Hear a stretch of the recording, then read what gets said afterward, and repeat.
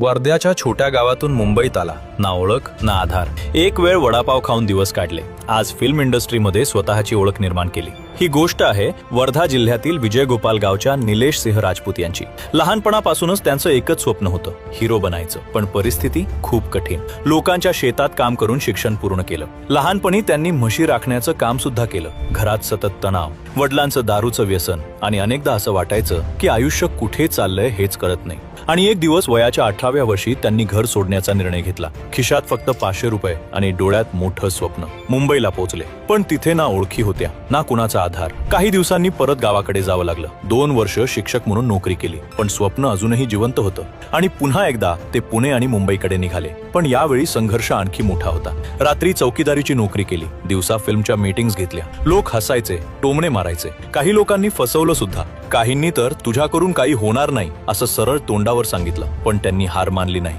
दिवसा स्क्रिप्ट लिहायच्या, रात्री काम करायचं आणि हेच चक्र तब्बल 7 ते 8 वर्ष सुरू होतं. आणि मग वर्षानुवर्षांच्या संघर्षानंतर त्यांना निर्माते मिळाले आणि त्यांनी पिक्चर बॉय सारखा मोठा चित्रपट रायटर आणि डिरेक्टर म्हणून पूर्ण केला.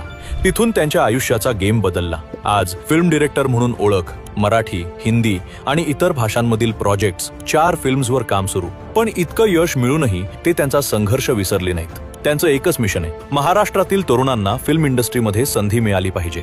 ते एकच सांगतात, लोक तुमच्यावर विश्वास ठेवतीलच असं नाही, पण तुम्ही स्वतःवर विश्वास ठेवणं कधी थांबवू नका. कारण गावातून मुंबईचं स्वप्न पाहणं सोपं असतं, पण ते पूर्ण करण्यासाठी कधी कधी घर सोडावं लागतं, एकटं लढावं लागतं आणि आयुष्य पणाला लावावं लागतं.